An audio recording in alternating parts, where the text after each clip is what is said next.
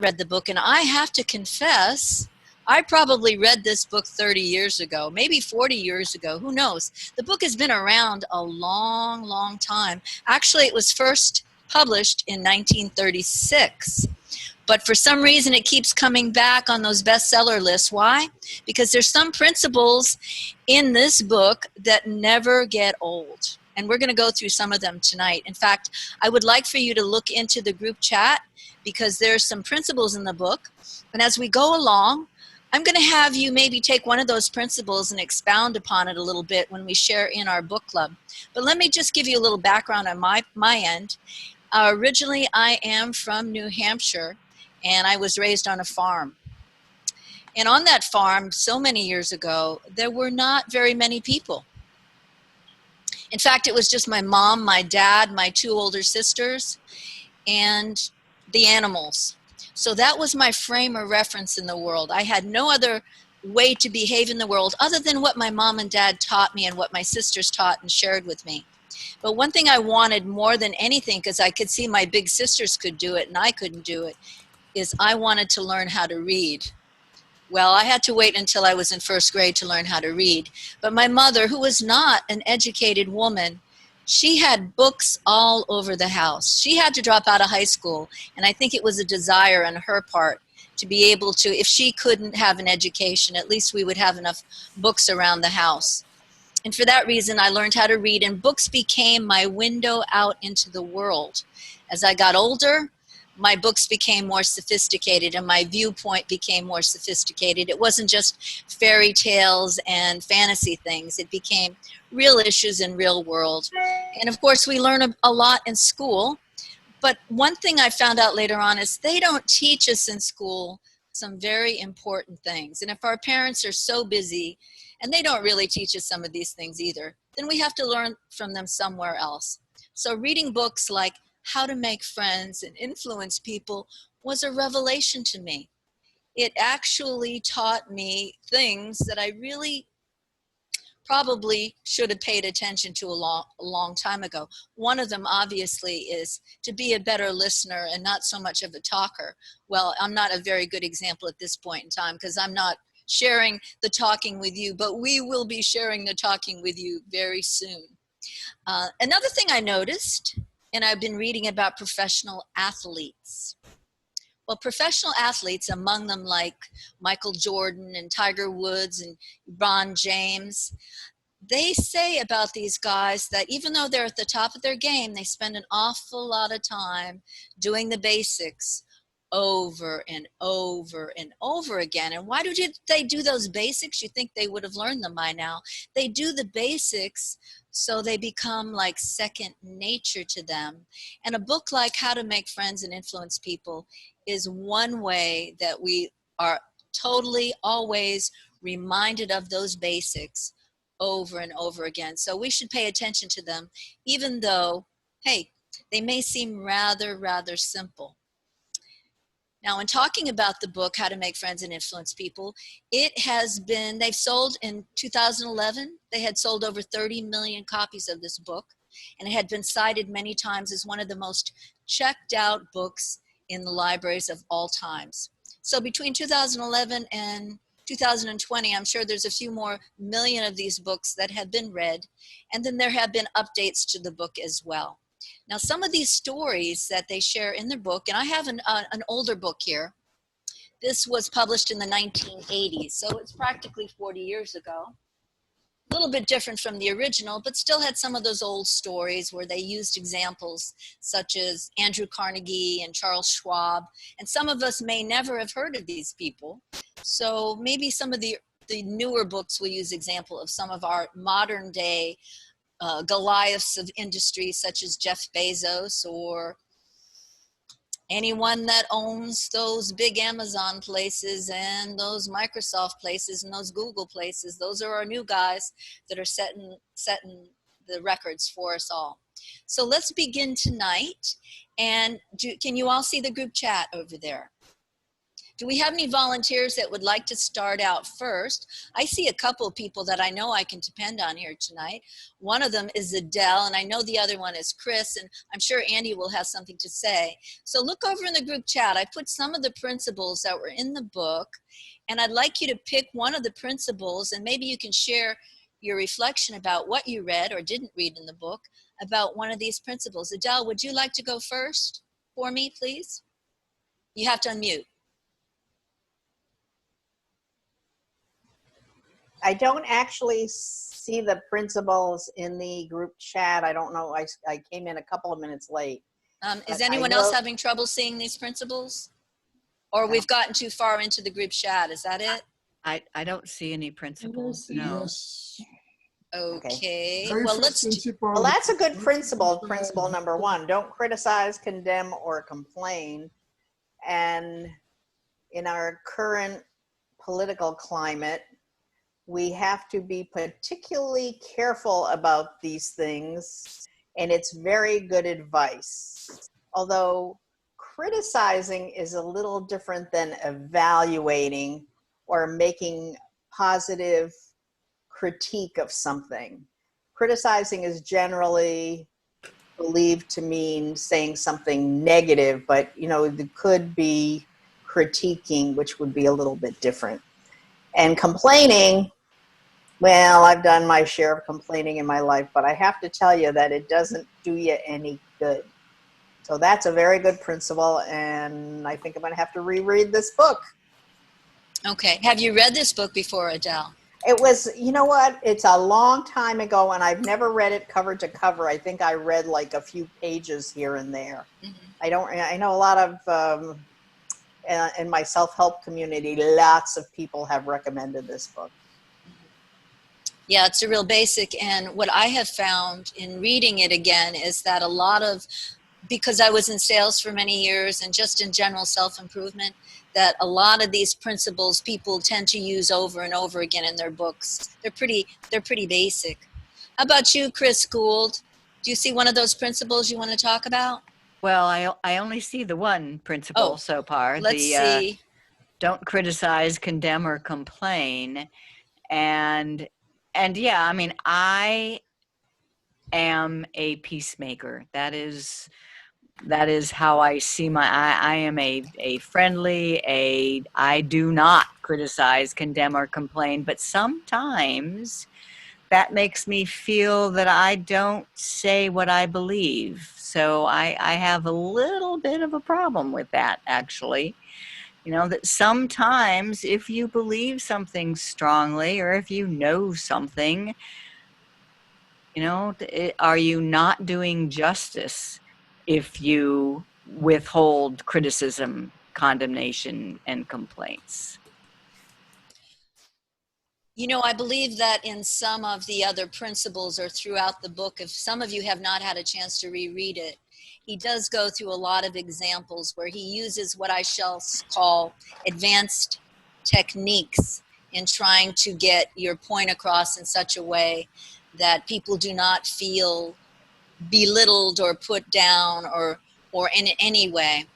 Now we have principle number 2, which is make people feel important with curiosity and sincerity. I think when he says curiosity, he means, asking questions about other people. So making people feel important with curiosity and sincerity. Would anyone like to share about that particular principle? How about you, Susan?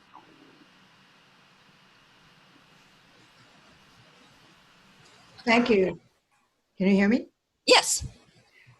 If you were in my group this morning, I talked about the fact that my business and my personal mantra is global education alliances will impact world peace. And it's my personal mission and my mission through my company to connect with people worldwide in the area of education, and to focus on, with the assumption that we're all the same, we all focus on education. And I would give myself a really good grade. I have been to 80 countries. I spent most of January, believe it or not, in India and Nepal visiting colleges. And I think that people saw me at my passion rather than a 5'1" Jewish white woman from Boca Raton. I think that was erased. And I have 6 siblings from Jamaica. And when you look at them and you look at me and you say, how can you be related? They will argue you. They will argue you that, in fact, I am their sister.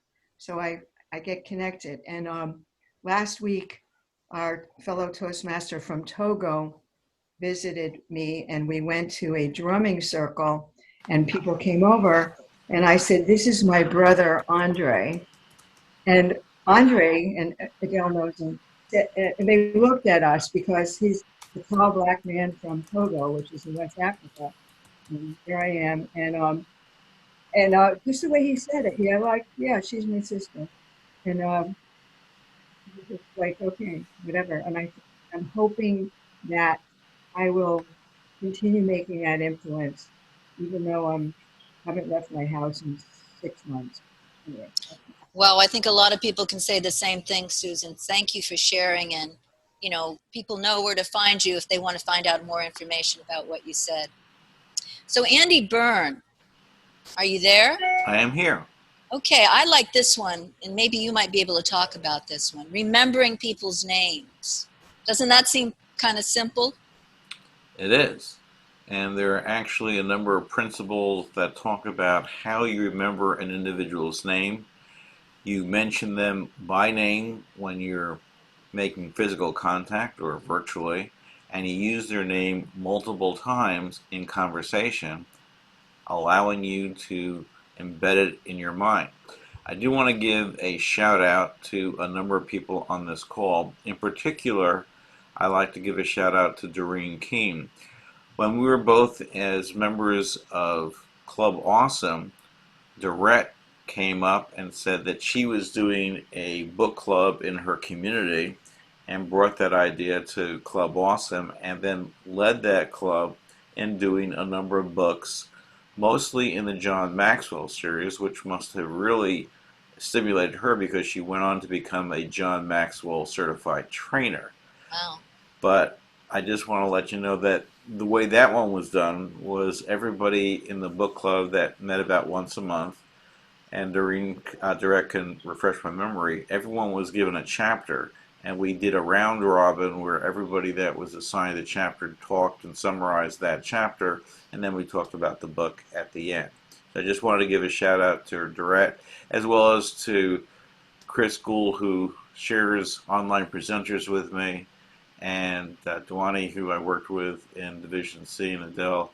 So all my friends are here. Good to see everybody, including Jim Day. Thanks, Andy. I'd like to talk about remembering people's names. Okay. Because, first of all, I don't. I am so bad with names. I remember faces. I can look you in the face and tell you where you work and where we met and what your hobbies are, but I will not remember your name. But I am a teacher. I had a computer training company here in Fort Lauderdale for many years, and I had an employee who was an instructor. Her name was Anne, and she was just one of our most popular teachers. And when I went off to a distant place to teach some classes, I asked her for some advice. I said, what is it that you do that really makes you connect with your students? And she said, call on them by name. And I had never done that. I mean, I was all about knowing what I'm teaching about and teaching the subject matter. But because of her advice, I went off to this particular class and I made a point I mean, I drew a little classroom diagram and I put people's names in it and I made sure to call them by name. And what a difference that made. I mean, I really had rapport with that class that I had not had before. People's names are important. Whether you can do it or not, make the effort. I always struggle with that, and my husband does too, as a matter of fact. Right, Jim? If he's there. Absolutely. But we It's my try biggest problem. really hard.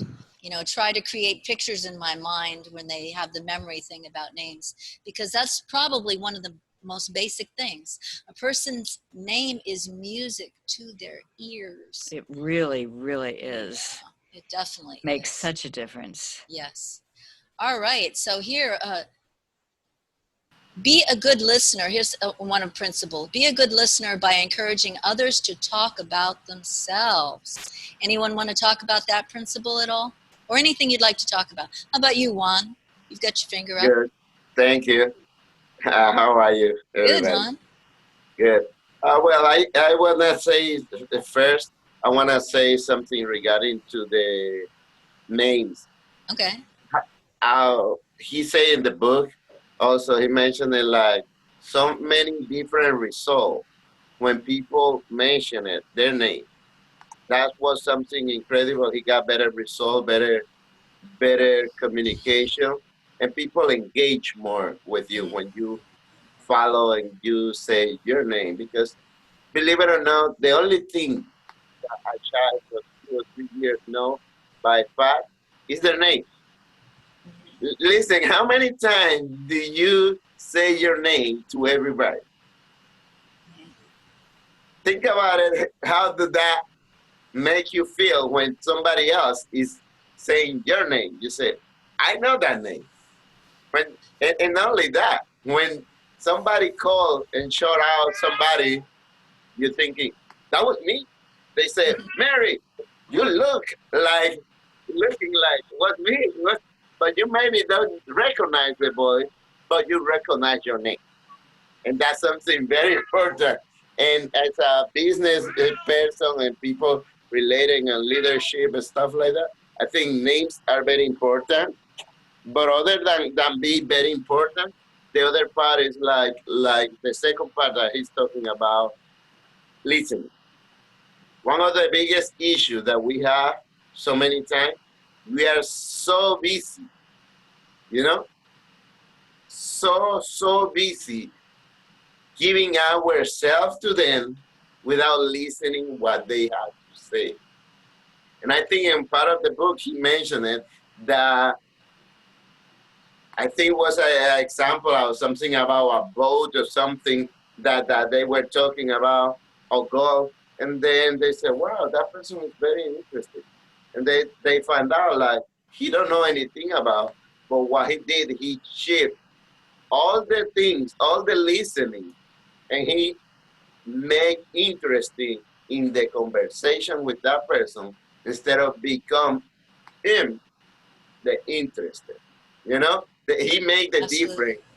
And that's what I think that is very important also. We sometimes forget, we want to talk too much, but God gave us one mouth and 2 ears.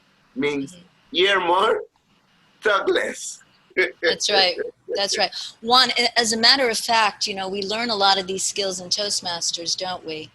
Dale Carnegie wrote this book in 1936, but he was actually teaching public speaking around 1912.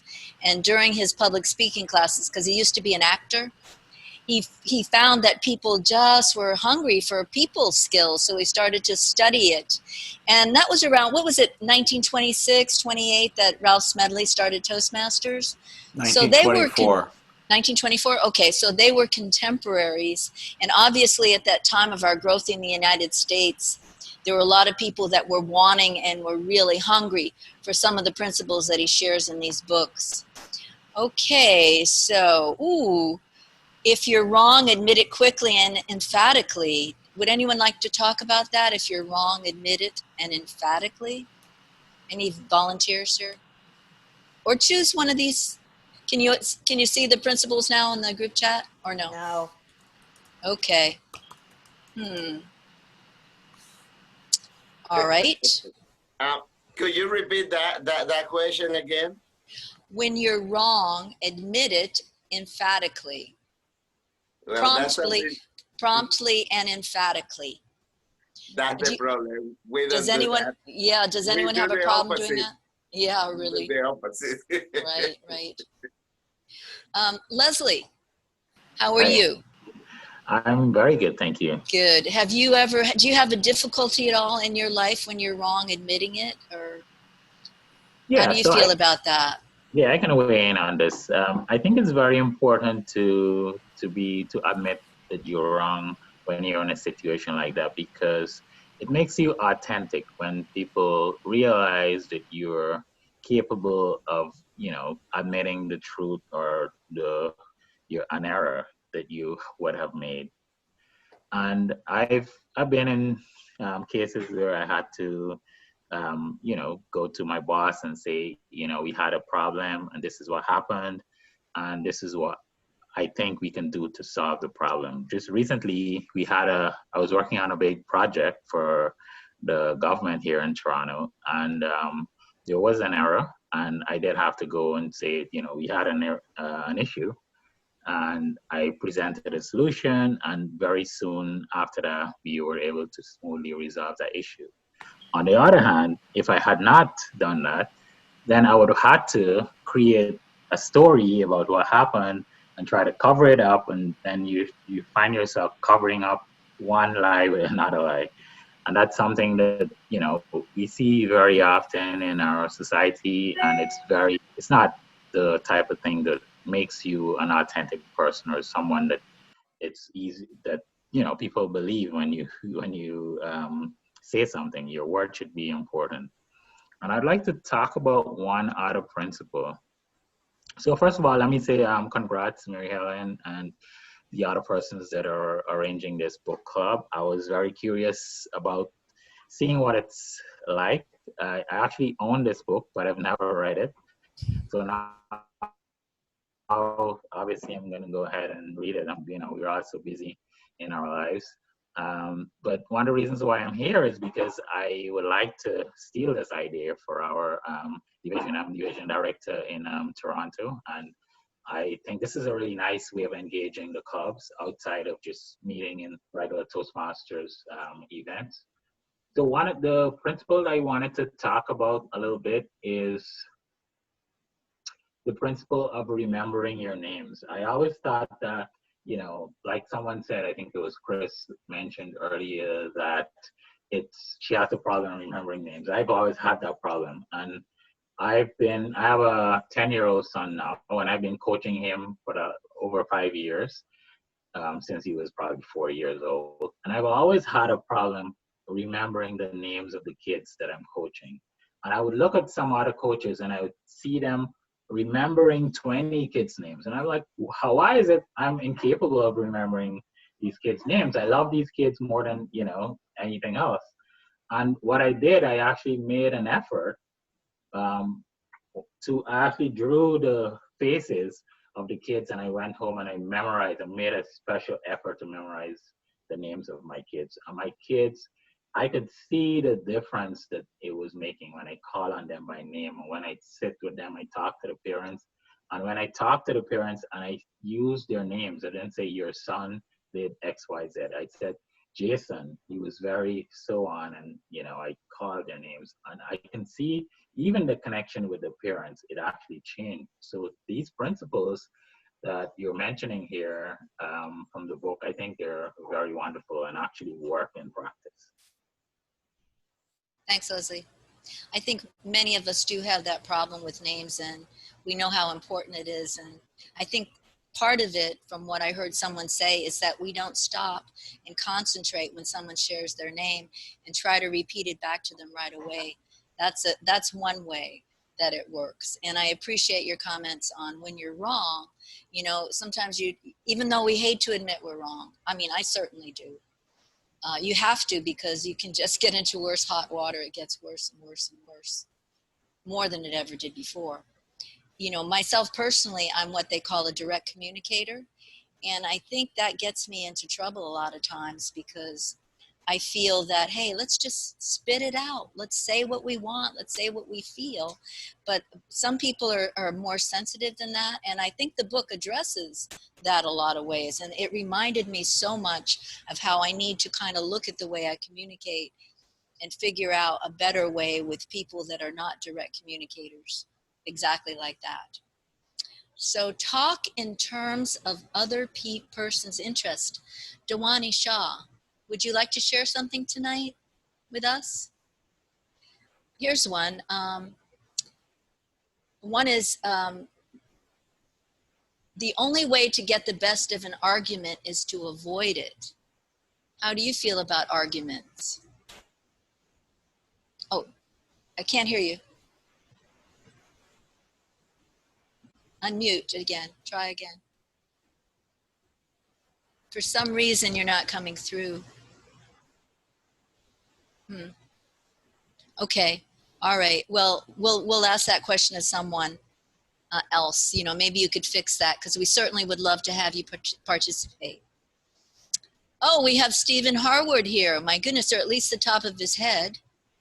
So, Stephen, you know, you're a married man and you are in a lot of different relationships. How do you feel, it says here, about the only way to be in an argument is to avoid it? Do you think that's true? Especially with your wife, I would imagine. Well, He has to maybe think about that one. no, but maybe it's true. But by the same token, I think it's just as constructive to kind of engage people and to do some of the other things that you know Carnegie recommends, which is the question you asked 2 questions ago, perhaps, to Devani, which is think in terms of other people's interests and really think of things from their standpoint. And if you can appreciate their things from their standpoint and empathize with them, I think then that you will be able to engage them in a constructive discussion about an issue that may be sensitive, but by the same token, instead of avoiding it, you may be able to resolve it for the long term. And I think that applies, you know, not only to people in relationships, but also in particular to people who are from different cultures.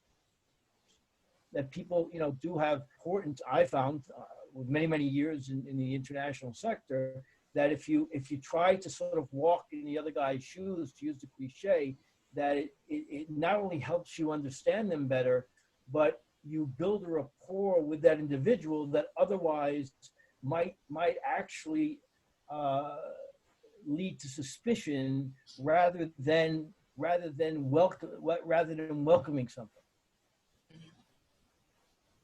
Well, you obviously have some advanced people skills there, Stephen. And a lot of these principles seem a little bit simple, but as he goes into explanations in the books, he's showing kind of elegant ways that he's managed to use them and to teach other people on how to be. So yes. So Elma Knowles, would you like to share in the group tonight? I would love to share. Good evening, fellow Toastmasters. Yes. But as I just arrived in the room, I prefer to sit and listen to what's going on before I'm able to share. I'm sorry, I just came from another meeting. Oh, that's okay, Alma. Listen, when you're ready to share, just, you know, go like this. So I see your hand, all right? Thank you. Yeah, but I do have some simple things. And for those of you who I see your faces and the videos going, I know that some of you are listening there, but I know others have their videos on and they want to share. So David Jess, though, one of the principles, principle number 5 is it's genuinely smile. How does that work for you? Do you want to comment on genuinely smile? Well, it's easy to smile when you're enjoying what you're doing. That's the first thing. The trick is to do it when it's a difficult situation. How about your work as a librarian? Has that made any difference for you in the way you approach people? Well, I always try to. You always want to be as helpful as you can. And for most people, it does work. But there are always going to be these people that they have their heart set on one thing, and so it doesn't really matter. I noticed on Zoom, has anyone been looking at yourself on Zoom and seeing what difference a smile makes in the way you look? Right? That was a big one. I looked on Zoom and I thought, who is that grouchy looking woman? So, and it was me, unfortunately. So I think even online presence is even more important because people are looking at our faces directly on the group, and it's very important to smile. But I think, I don't know, when I see a smiling person, I feel like they're drawing me into them. When I see a grouchy face, I think, oh, be careful, right? Be careful of this person. I don't know what's going to happen. How about you, Aura? Where are you coming from, Can I make Aura? just a quick comment about Oh, that? absolutely, Adele. I just wanted to say the thing about smiling and what you're saying, the grouchy face. Yeah. There's what we have is not the grouchy face. It is called the resting face. Ooh, okay. So one time I had been invited to go speak at a luncheon, and I was doing a humor topic. And it was the first time I had been in this one particular group, and I looked around the room when the people were not laughing. They had this resting face thing going on, and it was pretty disconcerting. So I think that is, now that we're looking at Zoom, I actually read an article saying that people are getting more plastic surgery because they've been looking at Zoom. It was a whole article. But just so you know, resting face. We have to figure out how to do a resting smile. Yeah, yeah. Well, listen, my resting Mary face Helen? at my, yes, sorry. go ahead, David. Oh, I just wanted to say that I just watched the episode of The Simpsons. Yes. And in this case, Lisa Simpson had a grouchy face, and an old man said, "You have to smile." So she got, and at the same time, she ended up getting braces, and all of a sudden her whole life changed. Oh, because she had braces on, right? Smiling. No, well, the braces made her smile. You know, I have to share something with all of you, but I get so annoyed with people when they tell me to smile. I don't know why. I mean, it's true, but does anyone else have that feeling when people tell you, oh, smile more, smile, smile? Does anyone get annoyed with that, or am I the only one? I guess I'm the only one, huh? Okay, that's all right. You too, Susan, huh? Well, that's good. At least we have one other person here. That I don't like to have people tell me to smile. Okay, so Aura, how about principle number 10? It says the only way to get the best, oh, wait a minute. The principle number 8 is. I'm so sorry. The one that interests me the most was the one for the smile. Oh, okay. Go ahead. Now with this virtual conference that we have right now, I can see a difference. For example, this morning I was part of a youth leadership program where we have 6 years old, 5-year-old, 7-year-old, and you can see their beautiful faces on the screen. They were all smiling. And that smile was so contagious. It made me very, very happy just to see those lovely faces with those big smiles. Like, they were so original. They were not faking it, which is nothing but joy. So that was contagious to me. Their smile, it transferred to my screen, and I could feel it, the joy. So it increased your good mood just to see other people smile. Yes, especially the young children smile. Right. Yeah. That's a great comment, actually. You know, the way the smiling from other people affects us. Yeah. So thank you for your comment. So Roosevelt, how about be sympathetic toward other people's ideas and desires? Would you like to comment on that one, Roosevelt? Yeah. First of all, the more you take into account the other person, the more you see your idea comes across, because at the end of the day, there is this WIM firm what's in it for me. And the more I talk and the more I understand that the other person does not see anything else than his desires, his aspirations, and what he wants. And what Dale Carnegie has taught us, this is not only from himself and from his time, this is human nature. We are more interested in our own self than other people. We see that in our Toastmasters clubs. We see that when we have a new member, instead of telling them what are we waiting from them, but when we asking them to tell us their stories, we see them open. And now we can advance with our own desires with them. I totally agree with Dale Carnegie, and I'm so glad that you asked this question. And this book is so amazing, Marilyn. I think a lot of the principles go toward that sort of thing, is that our need to focus on other people. I know there was one example in the book where he talked about a gentleman was trying to practice this principle, and he was sitting at the dinner table with this person at the end of the, and he said he rarely said one or two words during the whole thing. And after dinner, the person that he talked to was commenting to the host what a wonderful conversationalist he was, even though he rarely said anything, but he was paying attention. And I know that, yeah, we need a little attention, don't we, Roosevelt? Yes, and there is this story between those two English premiers, two prime ministers. You have Gladstone and Disraeli. And that lady goes, and then she had a moment with both of them. With one, he said, this man is outstanding. He has lots of knowledge. And the other one let me understand that I am outstanding, because he kept asking me questions. And I do think it's not about what we know. How do we value the time with this person that we have in front of us? And those are great things at the end, because Disraeli stayed in history as an outstanding person, because he put more desires on the other person than on himself.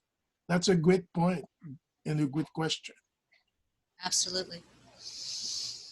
All right. Do we have any of the people that do not have their videos on that would like to share tonight?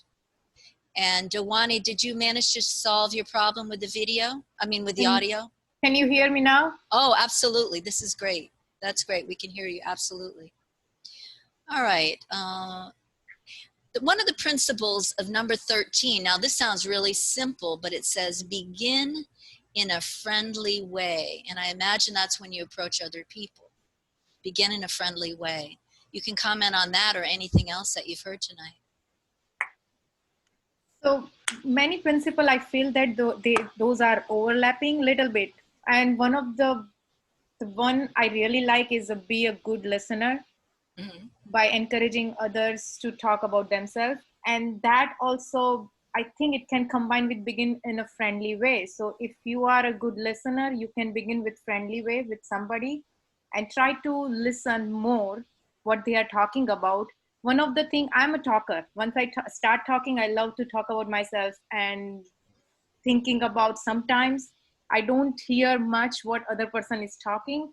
So what I have started lately is whenever I'm talking to my friends, at the end of the call or end of the meeting, I try to remember how much I gain about the other person, how much I learned from that other person, what that person is doing during this quarantine, then how much I gave information to them.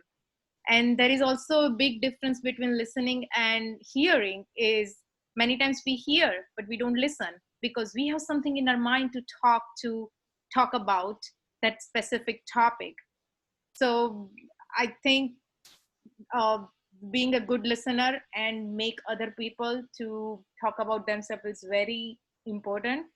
I read this book a few years back, but I don't recall a lot of things. But one of the things Dale Carnegie mentioned at the beginning of the book is take this book as a reference. Maybe you look into the pages very quickly, but each chapter revise couple of times and make a notes, make underline, and frequently go back to this principles. And also just by not just reading, you can learn just by doing action on it. And it's so true, because if you pick just 2 principles for yourself and if you work on it, I think it helps. That's exactly right. Do you pronounce your name Dewani? Dwani, yes. Dewani, okay. I think you're absolutely right about what he said to, you know, go back to the book and go through certain things, which I started out with a yellow marker when I was first going into the book. And I thought that was very useful because I needed to be reminded on how to behave. It's like practicing those simple principles that we tend to forget. Now in Toastmasters, one of the things I learned right away in Toastmasters was, well, this is great. I get 5 to 7 minutes and no one's going to interrupt me, right? I get to talk. But I also learned how to listen. And so when we do those things in Toastmasters, we get the opportunity to listen very carefully and to make a nice assessment. I mean, there was one thing that someone put there about, it was pretty much like the Oreo cookie approach, which was one of the principles. Would someone like to comment on the Oreo cookie approach in their daily life? How about you, Elvira? Would you like to do that? Oh, can we hear you? You have to unmute, honey. There you go. Good evening to all. Thank you, Mary. I can't say no. Let's look at the Oreo cookie approach. First of all, I'm not quite sure I'm getting the Oreo cookie approach. Okay, the Oreo cookie approach in Toastmasters, but they mentioned something the same in the Dale Carnegie book about when you try to change someone's behavior or to give them some form of constructive criticism. First of all, you start out with something that's positive, really positive. And then the constructive criticism is in the middle, and at the end you end with something really positive. I think in Toastmasters it's very important that we use that approach, but everywhere in life, right? Yes, that's like the evaluation approach. Mm-hmm. Okay, thank you very much. So I did not get to read this book, so I definitely will be reading the book. Mm-hmm. And thank you for the invite. So when we look at my perspective on the Oreo cookie approach, well, first of all, lots of persons are not open even to constructive criticism, even though it's for the betterment and the development to help both parties, especially if we're working in a team situation or if we're working from a team perspective. So when we take that Oreo cookie approach and we begin to give constructive criticism, we must make sure that it doesn't turn out to be an embarrassing, demotivating criticism. So when we say constructive criticism to help, which is aimed at helping the individual to grow in any circumstances, we must be firm, but yet inspiring, firm, but yet encouraging. And going straight on to the good. And in every situation, we must point out the good. If we look at the worst of situation, and I'm just taking it from a life perspective, a general perspective, if we look at the worst of situation, if we really examine that situation very closely, there is, if only one tiny good that we can find in that, we must highlight, and we must always try to highlight that one good in the situation. And I think that is all that I probably can speak on that right now. Thank you. Thank you, Elvira. Has anyone had in their own personal lives a situation where you actually learned from Toastmasters this principle and applied it to your everyday life? Would anyone like to comment on that? Andy, go ahead. One interesting application of the method is in doing reviews. For some of you that have seen TripAdvisor or similar sorts of sites, they ask you to review places that you've eaten at, places that you've visited. And when I started doing Toastmasters, I started to apply that Oreo cookie approach to evaluation on TripAdvisor for those places that I've been to. And very often, particularly if you have challenges that you're speaking to as well, you'll have higher ups within the organization, such as a Marriott general manager or a Hyatt general manager, reading your reviews, and responding back to you. And I noticed that when I started applying the Oreo cookie approach to evaluations to my comments on TripAdvisor, that one, I started getting more people going to my site, marking it down favorably, and having very positive results from managers and owners of the businesses that I was commenting on. So I found that an interesting practice opportunity to give me feedback and allow me to apply this technique to a real world situation. I also wanted to mention that if you look in the chat, I posted a picture from Amazon, and that's a workbook for this book on how to win friends and influence people. It's a practice workbook based on the book, and it's really good to work through. It's $2.99 on Kindle, and allows you to go through exercises on the principles and aspects of the book, and it's very, very helpful. Also, there's a book on the site for children, so you can introduce this to kids and then move forward. There are about 20 different books in the series. That, you know what, that's an invaluable tip. I never thought of using it in TripAdvisor, but I can see where, you know, they really do pay attention to those, don't they? Because I mean, I've seen some of the reviews and they're terrible. I mean, for some of the restaurants or the hotels, and usually the people that put reviews, they're either someone's cousin and they have great reviews, or someone who wants to complain. So obviously a lot of the complaints are very negative, and they're very hurtful to the businesses, I would imagine. So I love your approach, Andy, and I think it's a great way to adapt the Oreo cookie approach in one area of our life for sure. That's absolutely sure. Anyone else want to comment on that? All right. How about principle number 11 is never say to another person, you're wrong. That's the one I wanted to talk about. Okay, well, we'll let you talk about it. I love this principle because never say you're wrong, because I have more than one time gotten into an argument with a certain member of my family because they say to me, you never listen. And when we get into this thing and I know that she said something wrong, but I don't say it that way. I say, I heard you say blah, blah. And that way, I don't call them wrong, but I tell them what I heard.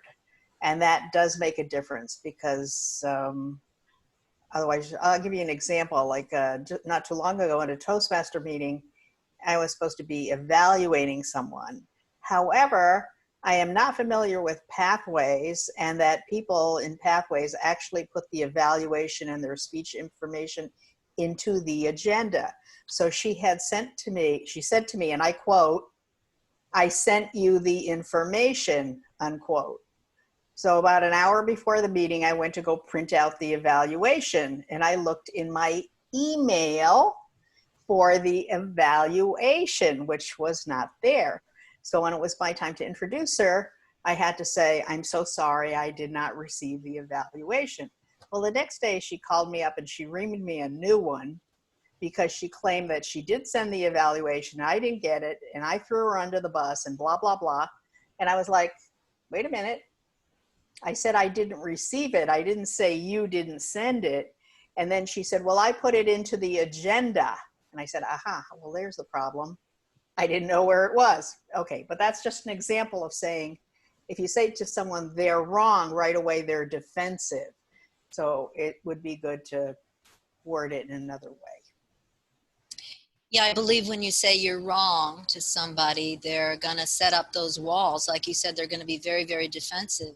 Anyone else want to comment about that? How about you, Leslie? Oh, you were scratching your head, not raising your hand. It's okay. Make a comment anyway. Oh, yeah, for sure. Well, I was thinking that I've been married for probably about 20 years. And one of the things you learn in a relationship is to be more open to conversation. And when you say you're wrong, you're almost shutting down direct back and forth conversation.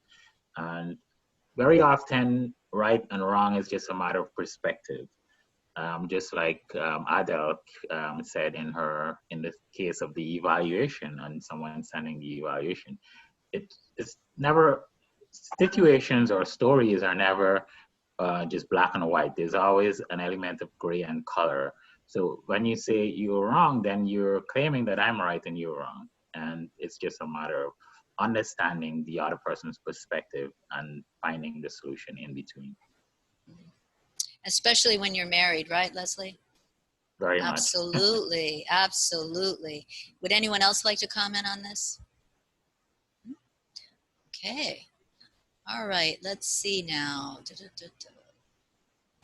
One of them is, oh, who? Susan, I think she had her hands up. Susan, did you want to comment on that? I had a couple. One is the be a good listener. Mm-hmm. Here's a simple way to be a good listener. You already know what you have to say, but you don't know what the other person has to say. So that helps me be a good listener. I already know what, you know, but I don't want to learn something new. So if I keep my mouth shut, I'll learn something new. The second is about being wrong. It's interesting that I have noticed that I don't care if someone says I'm wrong.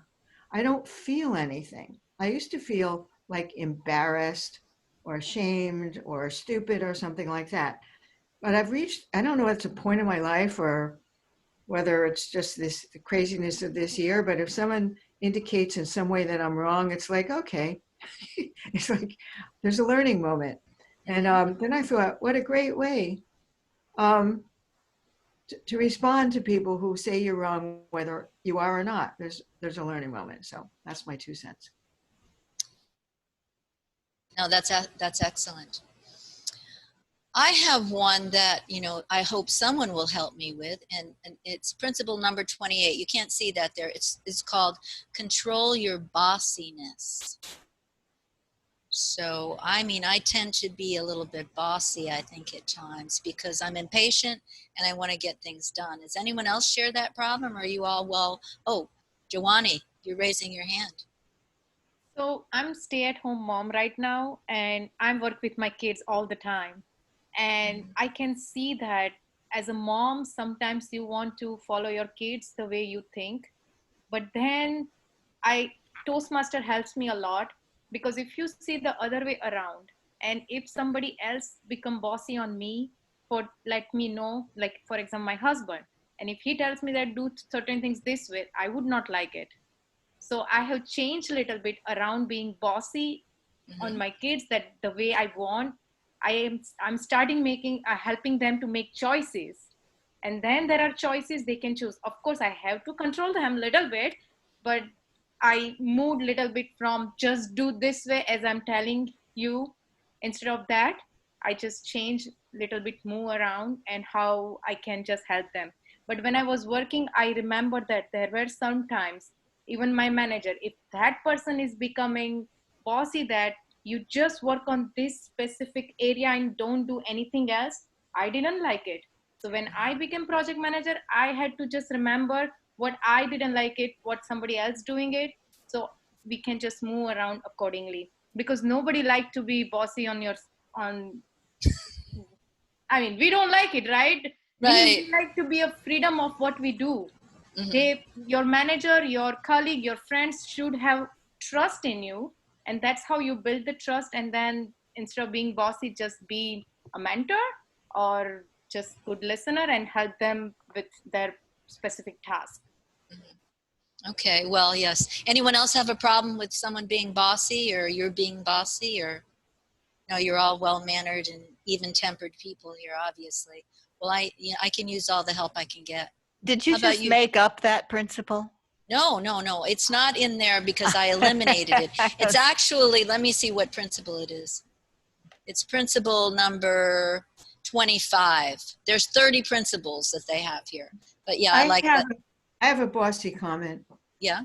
I own a company and I have a team, small company. And somebody called me the boss. And I said, I hate that. I said, I'm not the boss. And said, what are you? I said, I don't know. But they they called me, now they call me the queen bee. So I'm not the boss, because I hate that word. I'm the queen bee. And they made me some jewelry, actually. So I have a necklace with a queen bee on it. And so that's perfect. So I'm not bossy. I'm the queen bee. Just saying. Well, maybe I need one of those necklaces, Susan. I swear, really.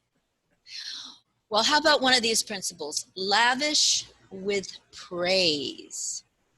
Would anyone like to comment on lavish with praise? How about you, Elma? You've been here a while now. Come on. Actually, I was thinking about it. Thank you, Mary. Lavish with praise. Now, I know that's an easy one for me because growing up, my father always praised us. He was always so proud of us. And I have 5 sisters. And so we always praise each other at home. So that's a norm for me. I feel like when you praise people, I feel like if too many times people are quick to condemn people, but I feel like with the same way you can condemn, you can praise somebody. And you get more out of a person if you help to elevate them, if you help to praise them, you say positive things to them rather than always being negative. So yes, lavish with praise, you get more productivity out of that person, especially when it comes to employer-employee relationship. I think that sometimes we forget to go in with that praise initially. It's, I always said that, going back to the Oreo cookie approach, if anyone just practiced that one thing in their normal life, our human relationships would be so much better than they are at times because we forget. We try to take shortcuts with that one. But you have to be sincere. See, now there's the sincerity part. Chris, talk about that a little. Well, I mean, hollow praise is worse than no praise at all. And so if you have to struggle to praise someone, either stay quiet or come up with some way that you can praise them and be sincere. That's all. Go ahead, Elma. You wanted to comment back on that? I know that years ago, I once worked with I had this co-worker. She always had negative things to say about somebody. So I got to a point, it was so annoying, right? And I consider myself to be a positive person. So I gently said to her, how come you're always quick to point out when there's something wrong? Why don't you just, and when there's something good, you keep your mouth quiet. You keep quiet. Why don't you just, I feel like if you can say something negative, you can also say something positive. There's always something, no matter how bad the situation is, there's always some good that you can find to compliment the person on and encourage them. Yeah, that's very true. But sometimes it's difficult if you don't like the person, and but we have to try. Did any of you raised in a more negative environment, and that you had to teach yourself some of these positive principles as you were going through life? Does anyone want to talk about that at all? Where you learned? I mean, this book obviously is one of the earlier books that we have. Adele, go ahead. One of the things I wanted to say about this lavish with praise is it's gone into the schools, because I know when I went into teaching after a long hiatus in the early 2000s, that this was a thing that they were teaching teachers to do to their kids, to always say good job and praise them lavishly for whatever it was they did in order to encourage them to keep doing as much work as possible. And it's something that actually works. They've tested it in different places where they've had like one class that either the teacher doesn't say anything to the kids or they say negative stuff to the kids, and in the class where the teacher is doing this lavish praise thing, that the kids believe that they're smarter and will do a lot more work. So it works. Okay. Elvira? Oh, unmute, honey. My apologies. Yes, just to add to what Adelaide, if I pronounced that name correctly, said, an example just from the Zoom classroom with the children because of the COVID-19. I had my little nephew with me. He is 7, and he has been struggling to maintain just a 2-point. But since they have been Zooming, and every time an assignment is given, his teacher assigned a virtual lesson for him. The site was so interactive and it was filled with praise. Every time he got something right, he got a badge, he got a thumbs up, and that can, for every question, a praise came up. And if he got it wrong, it did not condemn him, but it just gave him some encouraging emoji. But I'm saying that to say this with that praise, it goes a long way. Because that, I think it was 2 months, March, April. No, I think they started virtual class about 3 months, 4 months, somewhere in the Bahamas. Well, anyway, from the time since his last report card, and just in the space of that 3 or 4 months time, because of those continuous praise from the virtual classroom, he went to about 3 points. I did not have to wake him up for classes anymore. 6 o'clock, he's out of his bed. He've already had breakfast. 7 a.m., he's sitting in the front of the computer. He learned how to sign on. He's looking and he is saying, but my teacher did not post my work yet. I'm like, honey, it's only 7 a.m. in the morning. And it's all because of those continuous praise just from the virtual learning. So it goes a very long way. That's good to hear that, really. You know, we know that there's a lot of difficulty with online learning for some kids, but it may be their natural environment, at least partially speaking. Because I believe machines are probably a little more, they're more consistent in giving out, you know, the praise and programming. And as human beings, we're all subject to moods and mood swings and vacillations of energy. So maybe we're not always as consistent. That's why doing these simple things over and over again, we can make them more part of our life. Okay, here's another principle. Get the other person to say yes as much as possible. Wow, anyone in sales here? No, there was a whole movie with Jim Carrey called The Yes Man. The Yes Man. Uh-huh. I think I saw that movie. It was pretty funny, wasn't it? It was very funny.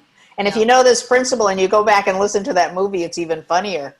Mm-hmm. Well, you know, as a matter of fact, our next book coming up for the month of September, let me give you the title of it, and we'll put it in the chat afterward.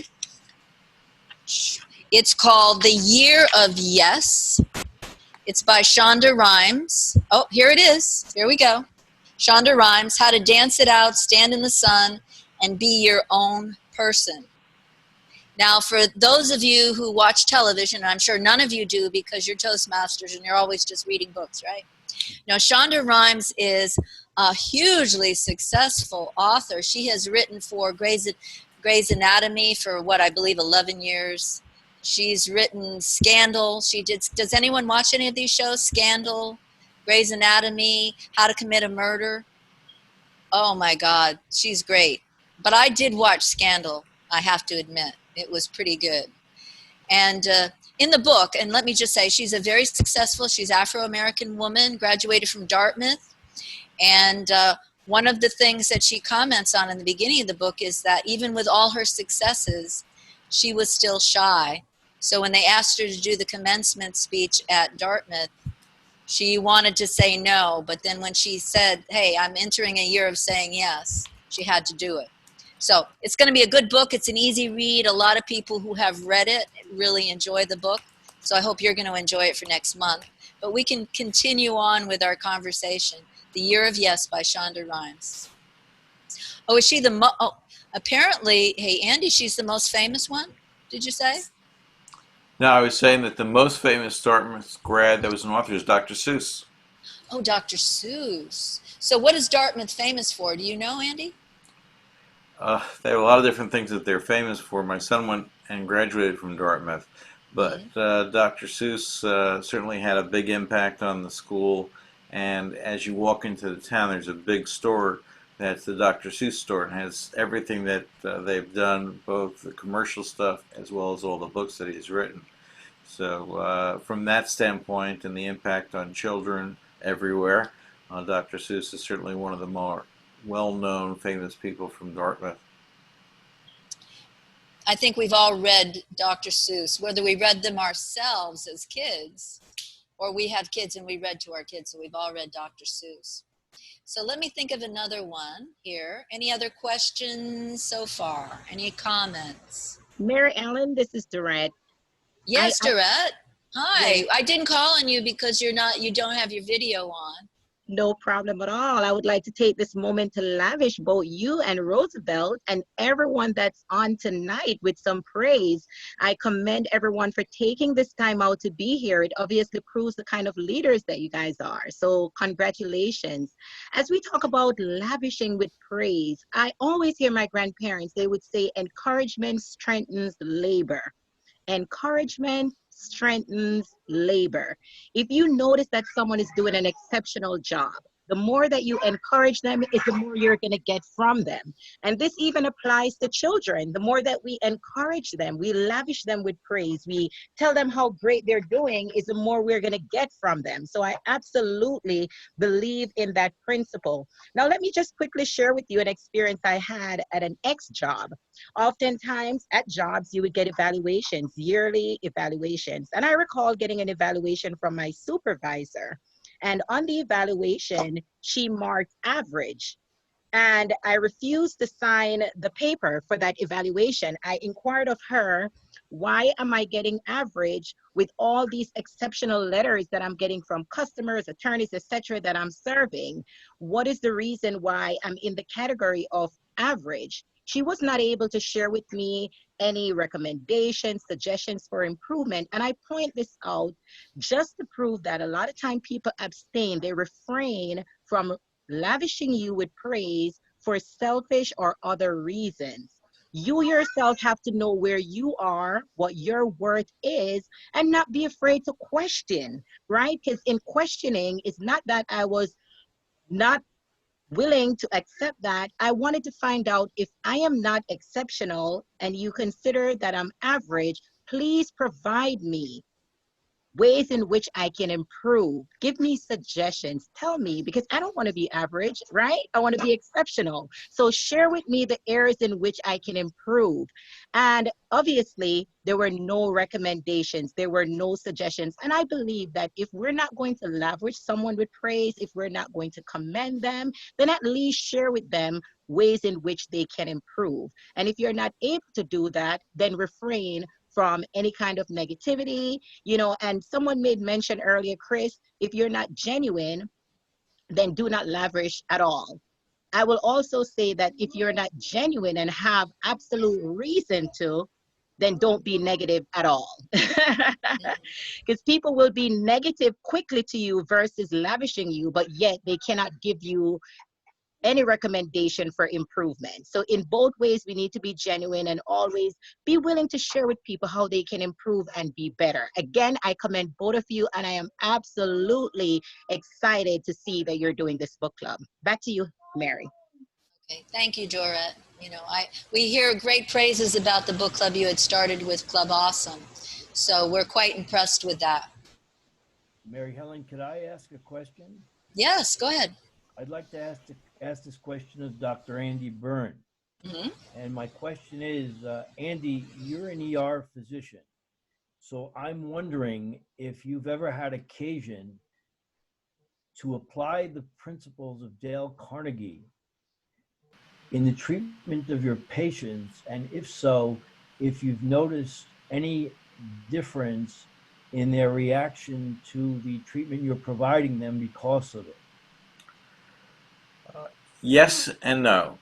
And the reason why I say yes and no is in the emergency department, you're seeing people at their absolute worst, where they have a heightened level of nervousness, being terrified or scared.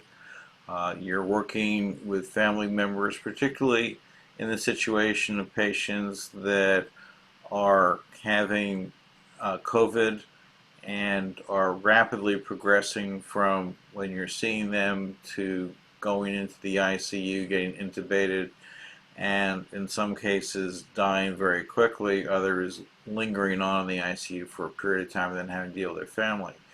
So these principles work in a more normal setting.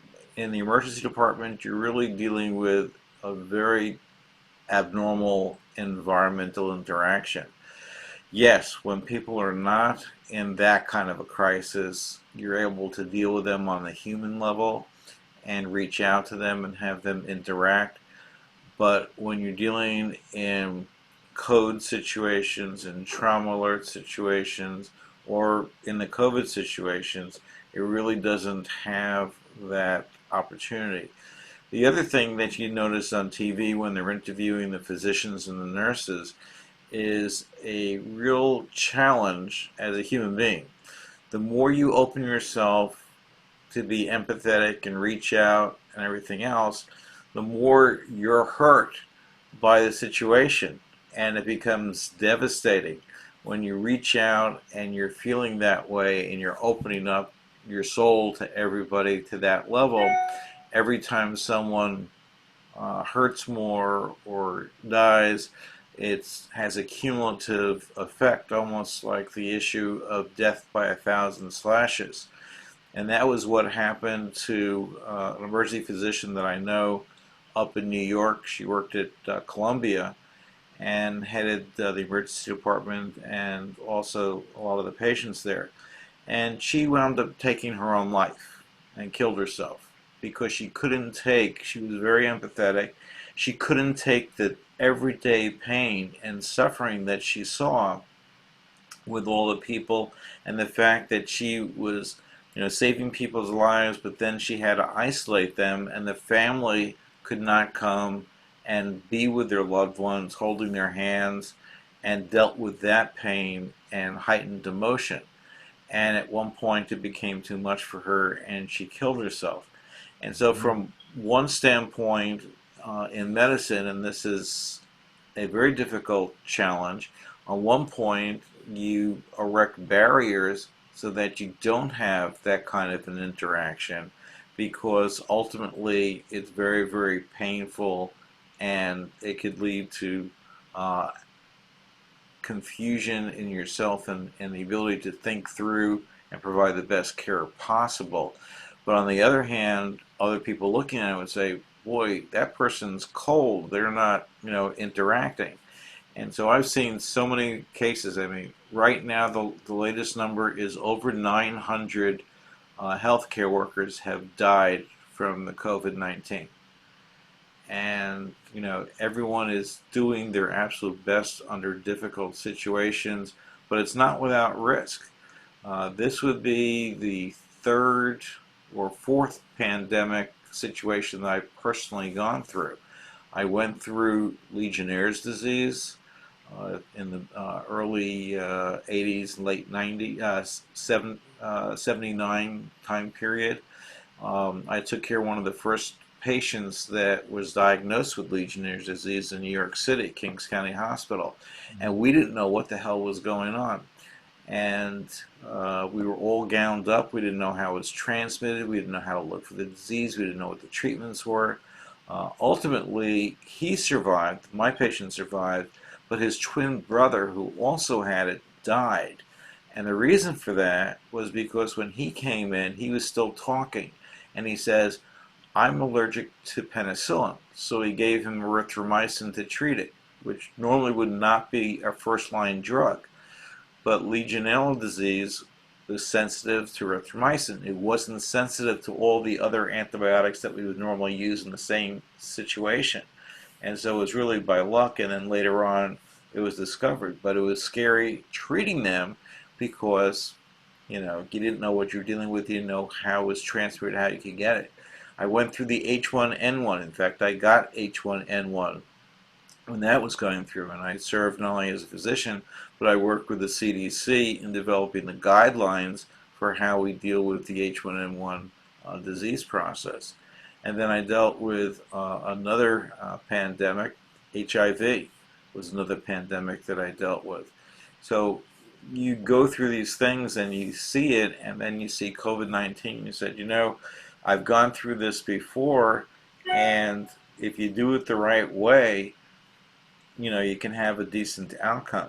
But you look around and it gets frustrating just from a human to human standpoint. Of course it does. Sorry to get on a soapbox. No.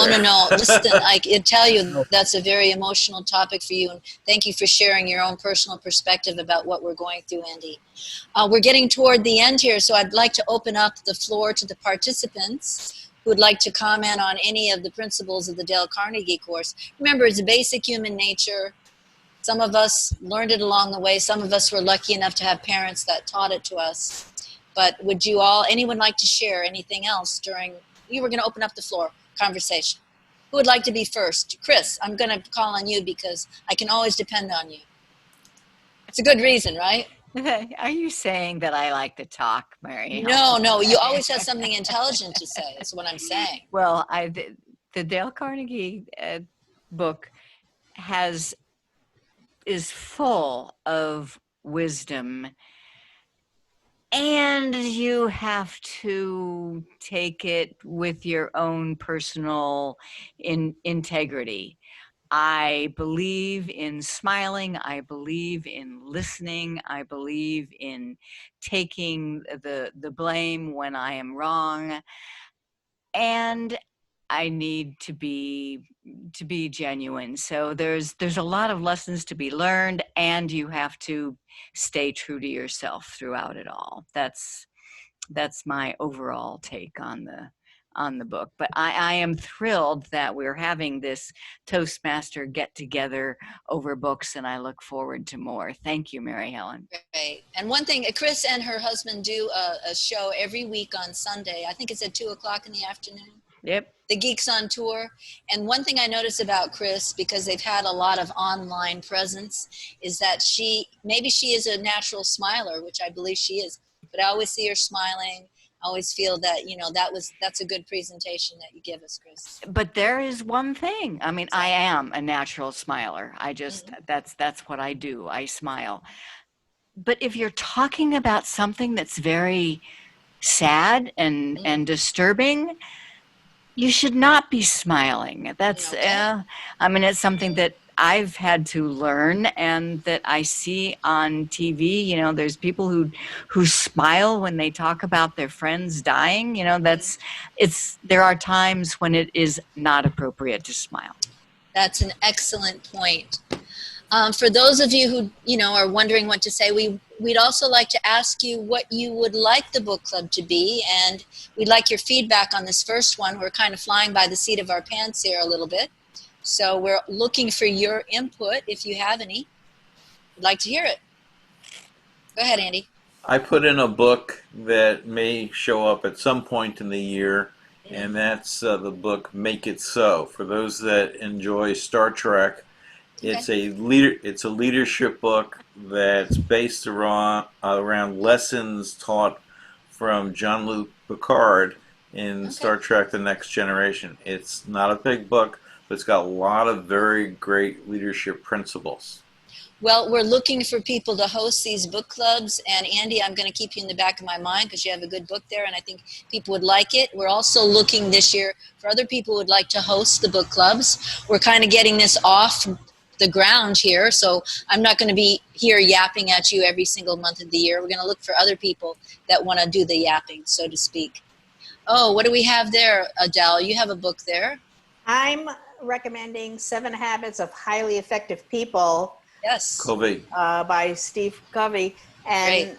Also, this particular book I have is The 7 Habits of Highly Effective Teens, which was written by his son, which I highly recommend if anybody has any kids. You know, honestly, I've Great read some of advice. these books that have been written for adolescents that were based on books for adults, and I find the ones for adolescents much more meaningful and easy to understand, truly. Our third book, not next month, but the month after, is going to be called Atomic Habits by James Clear. Has anyone heard of James Clear and Atomic Habits? I read the book. Oh, wow. It's a great book. It's a great book. So that's going to be our book in 2 months by James Clear, and you can write that down. And believe me, this guy has done so much research. I used to read his blog for years before he actually published this book, and he always had something interesting to say about people and the way we do things and the way we learn how to be better people as well in learning those habits, and they become the foundation of what we do.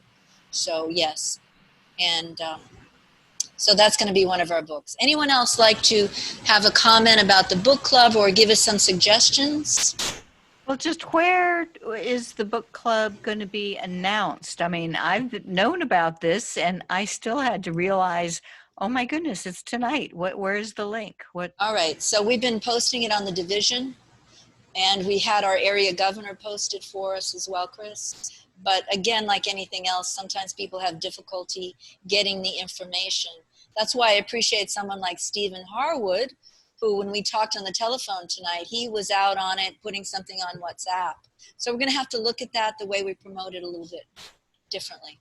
Or can we sign up for a mailing list or something like that? Or is that why you were asking for some email addresses earlier? Okay, yes, they were.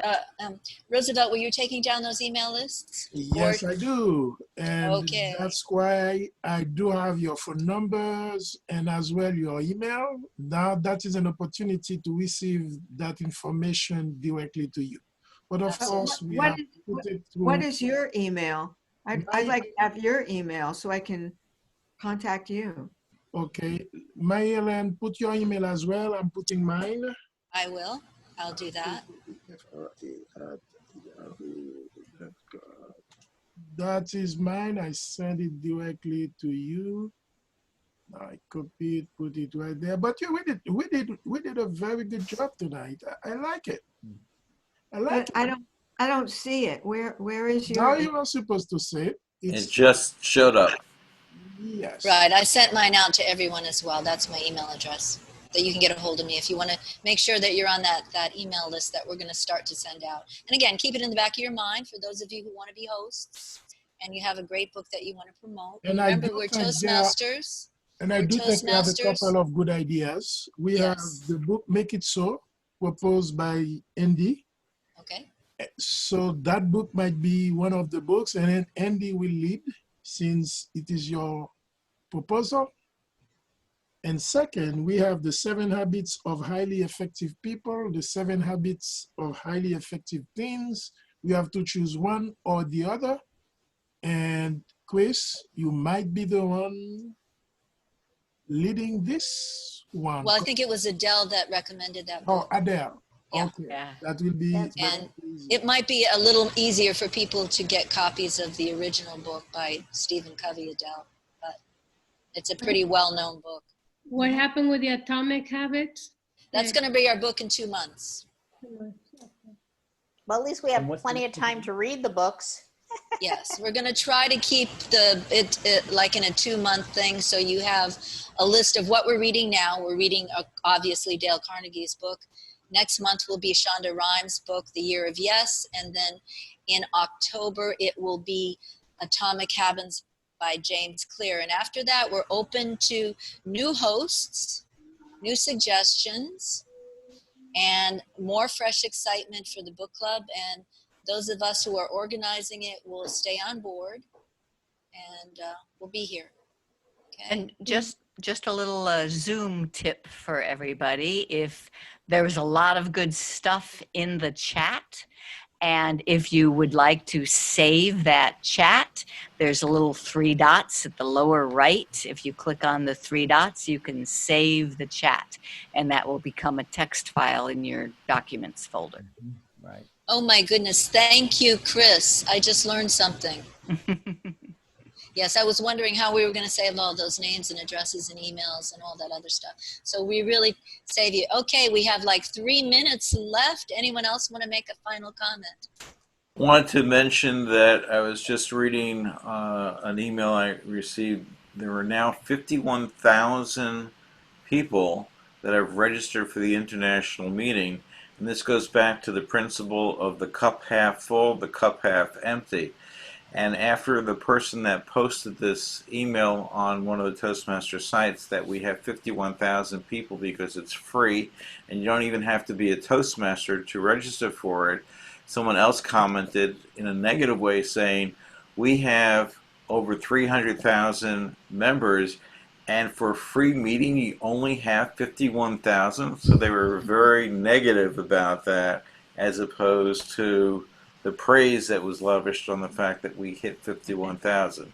So it was interesting to see the principle being reflected from different Toastmasters around the globe.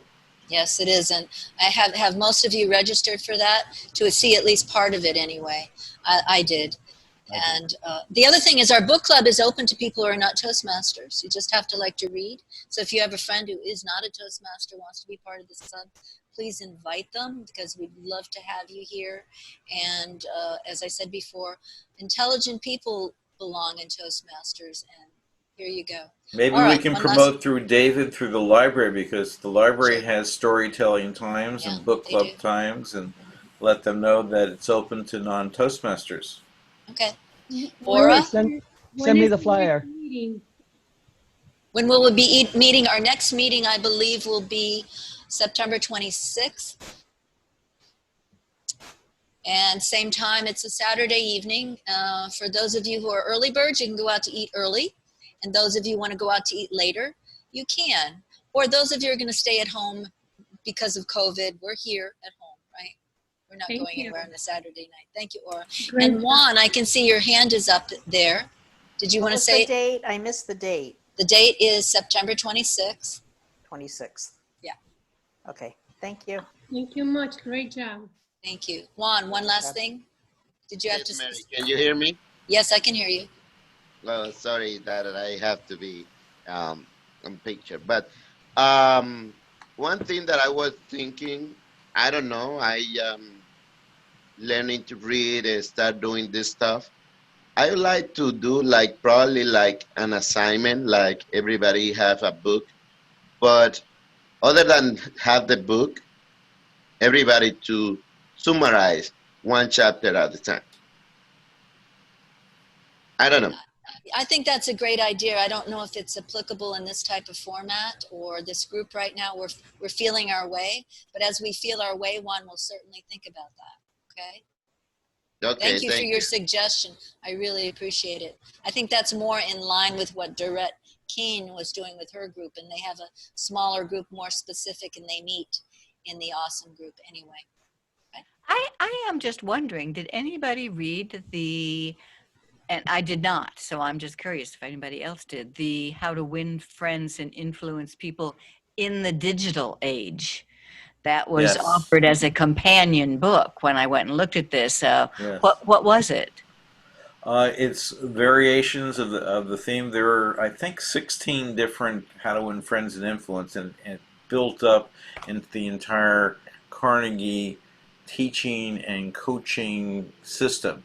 So just like John Maxwell has a whole bunch of books, and then that developed into a coaching and teaching program, the Carnegie has also developed that. So they have a teaching program much like Toastmasters does, except they're from a for-profit standpoint, and they have a variety of books and workshops.